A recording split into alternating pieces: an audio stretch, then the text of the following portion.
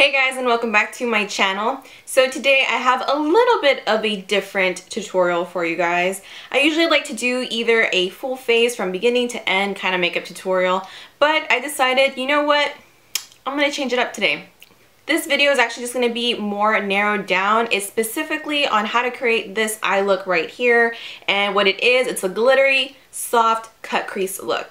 Cut crease is all over the place right now. It is so popular. It is just a very popular look that a lot of people are really wanting to learn how to accomplish, because when you look at pictures of a cut crease, it can be like mind-blowing because it can look so complicated. But in reality, there's so many different versions of the cut crease and so many different ways to accomplish a cut crease. So this is, again, a glittery, soft cut crease where it still has that really nice defined cut crease. Don't mind the mess on the back of my hand. I can't even explain it anymore.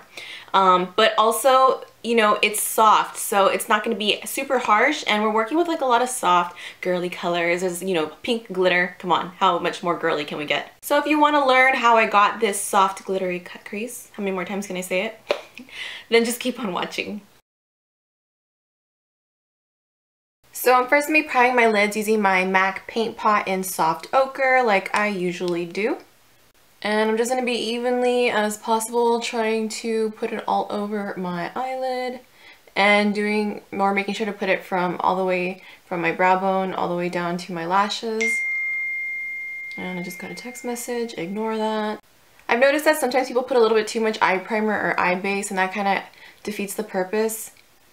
And it actually ends up creasing anyway. So just keep in mind that no matter what kind of eye base you're using, a little goes a long way.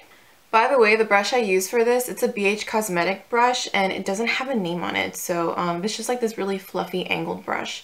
I think it's for precision contouring, but I use it for my eyeshadow bases because I just think it packs it on pretty nicely and spreads it out pretty evenly. I'm using my Stila in the No palette, and I'm taking the color Desert, which is just like this really nice warm taupe shade. It has a little bit of peach in it, and I'm using this on a fluffy brush, and I'm just going to be applying this back and forth in my crease, just so we can have a little bit of a transition color. What is with that eyelash? Oh my god, it's like showing up everywhere. You don't have to be too neat about this. Again, this is just our transition color, so it's just really going to help the colors we put on afterwards really blend in smoothly together. I'm going to put a little bit more. I really love this color. Sometimes when I do like a no makeup or minimal makeup day, I shouldn't say no makeup, whatever. When I do a minimal eye look, sometimes I'll just put this in my crease and I'm good to go. I'm already hitting pan on it though, so I'll have to find an alternative. And then from that same palette, I'm using the color Earth, which is like a really dark matte brown, warm as well. And on a pointed brush, I'm actually going to be, and you want to do this with your eye open, I'm going to be mapping out where I want that crease to be. And really, the brush that you use for this is what's going to determine how well it comes out or how clean it is. This brush, even though it's still tapered, it does come to a pretty nice point. And I didn't really want a super defined cut crease. I wanted more of like that soft cut crease look. So this really just helps, and it does all the blending for you. And you just really go back and forth. And again, you really want to make sure you do this with your eye open, because for those of us like myself who don't really have that great of a defined crease, we're actually just faking a crease and we're just going to be mimicking where the cut would be. And I kind of want to keep the same level of depth from like all throughout the crease, so I'm just making sure that it's evenly applied. And you don't have to be super neat, because when we pack on the glitter, it's going to really help clean up the lid. And I'm not going to be connecting it or anything, just because when we put our eyeliner on, it's just going to kind of connect with it. Then taking a different angled brush, I'm going to be using, still in the same palette, Rain, which is a much more gray toned, lighter brown than Earth is. And again, I'm just going to be going over that and just blending away and just making sure that it's as dark as our other eye. And then this one, I'm actually going to bring it up higher and just kind of blend out the edge of that crease. Then just flipping over to the other side of the brush, and it's just like a nice fluffy dome shape blending brush. still with real goat hair. I'm taking a little bit of the color Clay, which is more of a pinky toned matte beige color. And I'm actually just going to be running this along the edge of that cut crease. So where this is just going to help further blend out the top of that and give it that really nice diffused look. And I'm pointing my brush down because when we point it down, the bristles that are tapered on the edge here really help just do all the blending. So you get a really nice blend. And then finally, stepping out of that palette, I'm now taking my Bobbi Brown Smoky Nudes palette and taking a little bit of the color, I forgot, I think this one was called Nude, I'm not too sure. I'll list it down below. This palette was like a prototype tester that they had given us at one of our trainings, so it actually doesn't have the names on the bottom. It's pretty cool. And I'm just taking that onto a big blending brush, again, the same one we used to put on Desert. And I'm just going over that entire area, like not even being neat about this whatsoever, just because it's just going to help make sure everything is nice and well blended. And then taking a matte white shadow from that Smoky Nudes palette, I'm going to be placing this on the brow bone just to kind of clean that up a bit. And then taking the metallic champagne-y color that's also in that same palette and just really brushing that over the arch of the brow bone. Not the brow bone.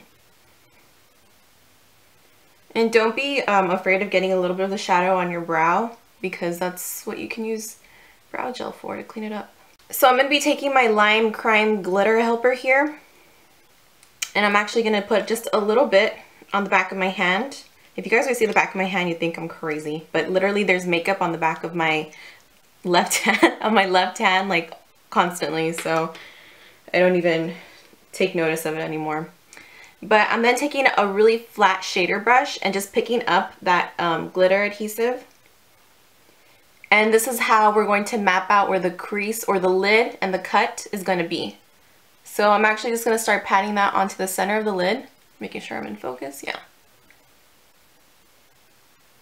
All over the entire bottom lid area. And once you start to hit where the color begins, where we cut out our crease, you kind of just want to be a little extra careful into not letting it exceed past that crease. What I like about this glitter adhesive is that it has that little bit of a white tint to it, so you can kind of really see where your placement is going. And it takes about maybe 10 to 15 seconds for this to start getting tacky. So once that glitter adhesive is on, I'm going back into the Smoky Nudes palette and taking the pink sparkle shadow. And just on another eyeshadow brush here, I'm actually just going to be pressing it on. And every time I go and pick up a little bit of that glitter, I just kind of tap off any excess. These sparkle shadows from Bobbi Brown, they have a little bit of a different texture. Think of it almost like as a pressed glitter pigment. So if you're not careful, this can end up all over the place. So just to avoid any like huge mess, just make sure to tap off any excess. And then you can dip into this as much as you want and just build it up to the intensity. I have it pretty intense on my other eyes, so I'm just gonna kind of build it up pretty well here. Honestly though, the sparkle shadows from Bobbi Brown are super gorgeous. They give a really good glitter color payoff. And they shine like no other. It's so pretty. Okay, and once that's all on the lid, I'm actually just gonna go back in once more with that pointed shadow brush and actually just kind of go along the edge quickly. And I'm actually just dusting off any glitter that went past the crease. So this is just gonna help clean it up a little bit. It's really just for cleaning purposes. And then that's it, you have your cut crease there. So now we're gonna add in some liner. So for the liner, I'm using my Maybelline Eye Studio Blackest Black Gel Liner.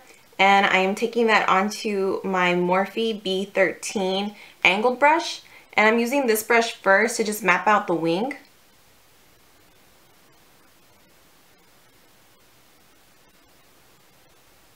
I kind of want the wing to extend a good amount, so about there.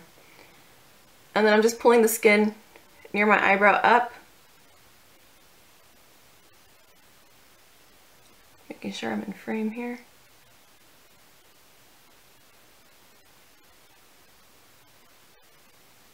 And connecting it.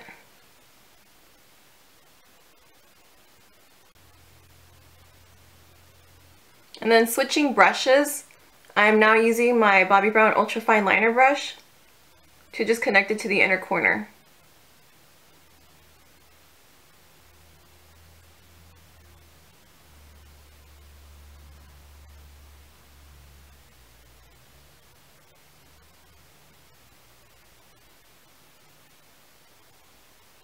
So now we have that pretty wing there.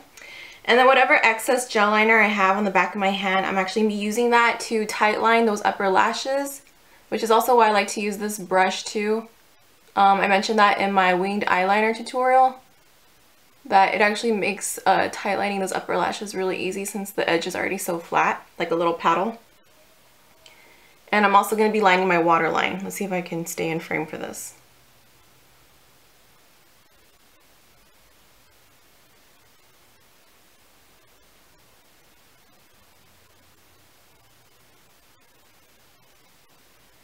And then taking the side of that brush, I'm actually going to be lining those lashes as well.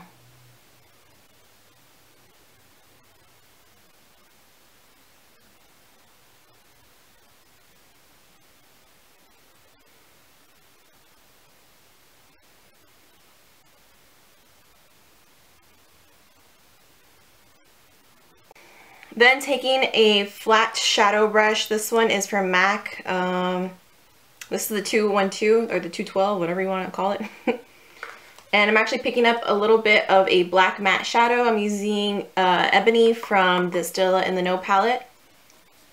I'm actually going to be pressing that onto my waterline as well, just so I can set that waterline. Then taking a smudge brush from Mary Kay, I'm taking Earth again, and I'm going to be just kind of smoking out that bottom lash line. I like to connect it back to the wing too, because it just gives this really nice smoked out effect. And it just kind of makes the whole look really fluid. And then taking that pencil brush again, I'm going to pick up a little bit of Driftwood, which is a little bit of a lighter brown from that same Stila palette. And I'm going to drag that on the lower lash line as well. And then taking that rosy nude color from the Smoky Nudes palette also, just to kind of tie in the color we have going on the top lid onto the bottom lashes as well. Now it's nice and smoked out. I'm going to be applying a pretty intense inner corner highlight. I'm using Bobby Dazzle from the Vice 3 palette from Urban Decay. You can see how much of a punch of color that takes, or that puts on. And I'm just kind of blending that out all over the inner corner of my eye. I don't know, I just really wanted an intense highlight for the inner corner, so I went with it. And now I'm going to coat my lashes with some mascara before we put on some false lashes. It doesn't really matter what mascara you use for this. This is just so your real lashes blend in better into the falsies. I'm using my Mary Kay Ultimate Mascara. I don't know why, I've been using it a lot lately, so that's just what I'm sticking with. And also make sure to really coat those bottom lashes just so they even out with the top heavy lashes we're going to be putting on. Oop. It's so hard to stay in frame for this, you guys. Like, you don't even know. You don't even know.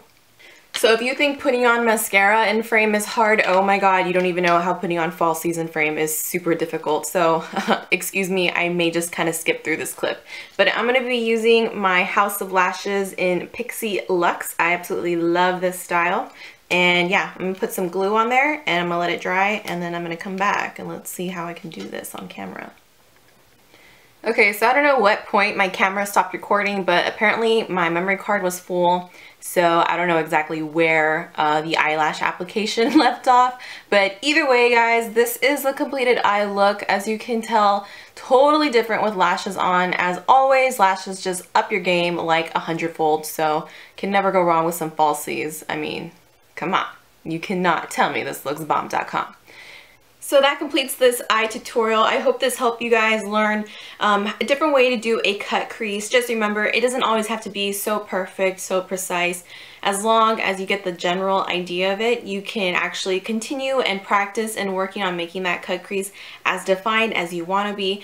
And just remember, there are so many tips and tricks to just clean up that crease. So don't put so much pressure on yourself and that you have to get it so clean, so precise in just one try. Trust me, there are different looks to accomplish and there are many different ways to go about it. I mean, I tell people makeup is like math. I mean, there's like so many ways to solve the same problem. It just depends which way you're more comfortable with.